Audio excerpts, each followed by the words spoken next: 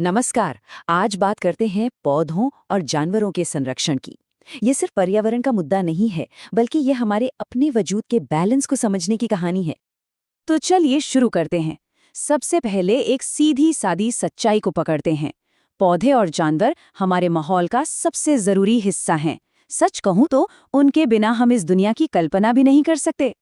और यहीं से बात आती है जिंदगी के उस अटूट बैलेंस की।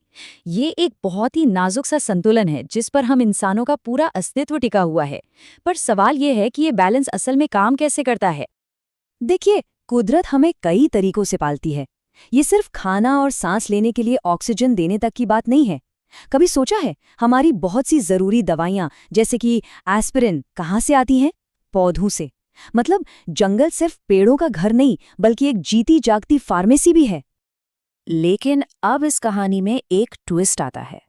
ये जो जरूरी बैलेंस है ना, जिस पर हम इतना ज्यादा डिपेंड करते हैं, आज वही खतरे में है। और ये खतरा बहुत गंभीर है। सबसे पहला और सबसे बड़ा खतरा है जंगलों की अंधाधुंध कटाई। हमारी आबादी बढ़ रही है, जमीन की जरूरतें बढ़ रही हैं और इसके लिए जंगलों को साफ किया जा रहा है। नतीजा, अनगिनत जीव जंतुओं का घर छिन रहा है। दूसरा खतरा है बढ़ता प्रदूषण और इंडस्ट्रियलाइजेशन। फैक्ट्रियों से निकलने वाला धुआं, केमिकल वाला पानी, ये सब हमारी हवा, पानी और मिट्टी में जहर घोल रहा है। हमारे प्राकृतिक घर बर्बाद हो रहे हैं। और फिर आता है तीसरा सीधा खतरा, अवैध शिकार और तस्करी। ये सीधे सीधे जानवरों की जान का दुश्मन है, जिसने कई प्रजातियों को तो खत्म होने की कगार पर ही लाकर खड़ा कर दिया है। तो क्या इसका मतलब सब कुछ खत्म? जी नहीं, बिल्कुल नहीं। अब हम प्रॉब्लम से सॉल्यूशन की तरफ बढ़ते हैं और हमारा रास्ता दिखाएंगे संरक्षण के 5 स्तंभ। देखिए, ये एक 5 सूत्रीय एक्शन प्लान है और ये सब एक दूसरे से जुड़े हुए हैं। शुरुआत होती है जंगलों को बचाने से। जंगल बचेंगे तो जंगली जानवर भी सुरक्षित रहेंगे। ये दोनों बचेंगे तो हमारी बायोडाइवर्सिटी बनी रहेगी। और ये सब तभी मुमकिन है जब हम संसाधनों का सही इस्तेमाल करें। और इन सब को कामयाब बनाने की चाबी है पब्लिक अवेयरनेस। तो पहला पिलर है वन संरक्षण। इसका मतलब सिर्फ नए पेड़ लगाना नहीं है। इसका मतलब है जो जंगल पहले से हैं उन्हें आग जैसी चीजों से बचाना, और जहां जंगल कट चुके हैं वहां फिर से हरियाली लाना। एक पेड़ लगाना शायद छोटा कदम लगे, पर सोचिए जब लाखों लोग ऐसा करते हैं तो बदलाव कितना बड़ा होता है। दूसरा पिलर है वाइल्ड लाइफ, यानी वन्य जीवों का संरक्षण। अवैध शिकार को रोकना तो है ही, पर जानवरों को एक सेफ होम देना भी उतना ही जरूरी है। और यहीं पर रोल आता है नेशनल पार्क्स और सेंचुरीज का।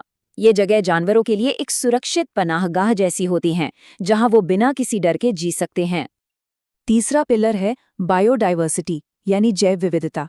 देखिए, इसमें सिर्फ बड़े जानवरों को बचाना नहीं आता, इसमें उन हजारों औषधीय पौधों को बचाना भी शामिल है जिनसे पीढ़ियों से हमारा इलाज होता आया है।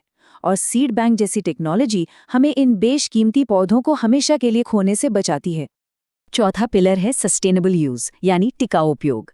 इसका सीधा सा मतलब है प्रकृति से बस उतना ही लो जितना वो आसानी से वापस पैदा कर सके।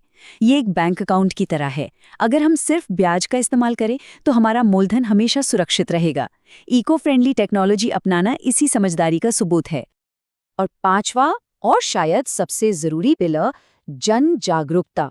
क्योंकि सरकार कितने भी अच्छे कानून बना ले, वो तब तक कामयाब नहीं होते जब तक आम लोग साथ न दे।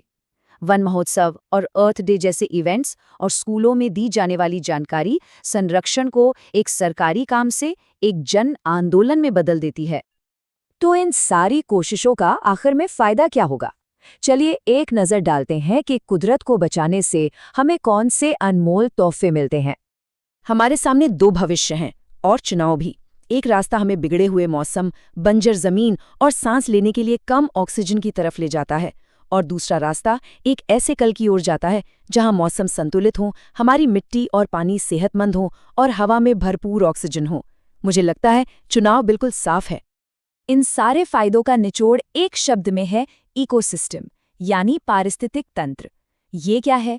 ये सभी जीव जंतुओं और उनके आसपास के माहौल का एक बैलेंस्ड सिस्टम है, और इसी पूरे सिस्टम को बचाना हमारा असली लक्ष्य है।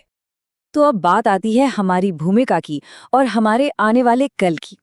देखिए, ये सिर्फ सरकार या बड़ी संस्थाओं का काम नहीं है। ये हम सब की, आपकी और मेरी एक सामूहिक जिम्मेदारी है। एक पौधा, एक जीवन। ये सिर्फ एक नारा नहीं है, ये एक बहुत ताकतवर सोच है। ये हमें याद दिलाता है कि हमारा एक छोटा सा एक्शन भी कितना बड़ा बदलाव ला सकता है। तो आखिर में सवाल यही बचता है, अपने भविष्य के लिए हमारा अगला कदम क्या होगा? ये एक ऐसा सवाल है जिसका जवाब हम सबको मिलकर अपने कामों से देना है।